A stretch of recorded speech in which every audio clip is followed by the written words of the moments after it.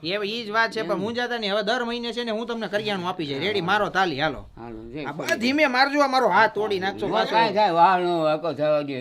ખોડિયાર માતાજી વાળ નો વાકો થવા દે ને, આમાં ફ્રેક્ચર થયું છે ભલે થયું હોય તો મોટી તો વાંધો નહીં. દાદાને મળીને મજા આવી. દાદાને દર મહિને મારા તરફથી કરિયાણું પૂરું પાડીશ, કારણ કે દાદાની આર્થિક પરિસ્થિતિ રીતની છે, નબળા પરિવારમાંથી આવે છે, કોઈ આશરો નથી દાદાને. કારણ કે જેતપુરનું એક ગામડું છે, સામાન્ય ગામડું કહી શકો, જારણ સામઢિયાળાની અંદર કોઈ આશરો નથી. ત્રણ પરિવાર છે, 3 જણ છે પરિવારની અંદર, પણ દાદા મહેનત કરે છે, અત્યારે હંચો હલાવે છે, અને એમાંથી જે 200-500 રૂપિયા કદાચ મહિને કમાઈ શકતા હોય ને એમાંથી આખું ઘર હલાવવું બહુ મુશ્કેલ પડતું હોય મિત્રો. એટલે આપણે બનતી હોય એટલી દાદાને સહાય કરવી છે, મૂંઝાવાનું થતું નથી. જો આ દાદાનું કામ શું છે ખબર છે, જો આ જે અત્યારે અહીંયા જે ગામડાની અંદર ખેડૂત રહેતા હોય એના કપડાં હોય, ધારો કે આવી રીતના ફાટી ગયા હોય, અને હવે એ ફાટી ગયેલા કપડાની સિલાઈ કરવાની, એટલે અને એ સિલાઈ કોની કરવાની છે?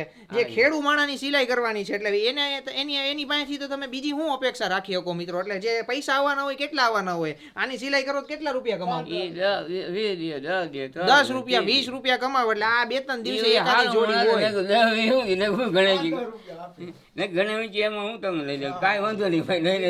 દાદાના મોઢા ઉપરથી સ્મિત તોય ઓછું નથી થતું મિત્રો. આ વસ્તુ આપણે જિંદગીમાં શીખવા જેવી છે કે કઈ ન હોય છતાંય તમારા મોઢા ઉપર છે ને સ્મિત જવું ન જોઈએ. હસતું મોઢું રાખો, બાકી જિંદગીમાં કઈ રાખ્યું નથી. બસ. અને જો રાખશો તો આપણે કીધે શું થવાનું? જો હાલો આપડી કીધે કઈ ન થાય. દેવા વાળા ઉપર ભગવાન બેઠા છે. ત્યાંથી માતાજી ટૂંકમાં હોય ને ત્યાંથી પૂરું કરે. બસ માતાજી ઉપર દાદાને ભરોસો છે, માતાજી ઉપર ભરોસો છે, ગમે ત્યાંથી પૂરું કરી દે દાદાનું. ઈ પૈસા ન આપે પછી તમે શું ખાવ? પછી શું આડો આ ક્યાં કરી અમે? હે આ ક્યાં કરી આડો રે ભગવતી નો અહીંયા આપણો આવતી ગયો ત્રીજે દિન મજા આવી. હાલો ને, કારણ કે કઈ નો હોવું છતાંય તમારે સ્મિત મોઢા ઉપરથી તમારે જાતું નથી યાર.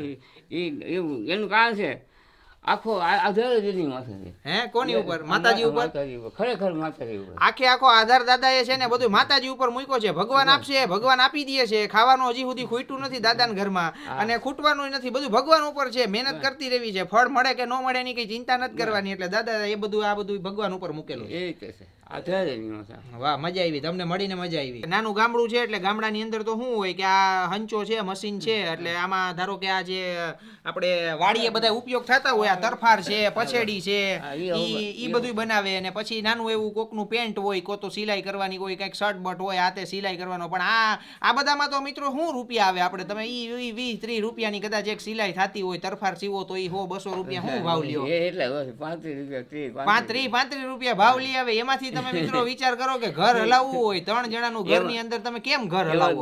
દોરા જોઈ એમાંય પાછી જે દોરાની કિંમત છે, આ હંચો હલાવવા માટે હોયું જોઈએ, ઈ શરીર જે આપણું કસાય. એટલે જે દાદા મહેનત કરે છે ને, એ દાદાને જે પ્રમાણે મહેનત કરતા હોય એ પ્રમાણેનું ફળ આ ગામડાની અંદર મળે નહીં. દાદાને બીજો કોઈ આશરો નથી પાછો. તો તમારે ઘર પહેલેથી છે જ નહીં નથી.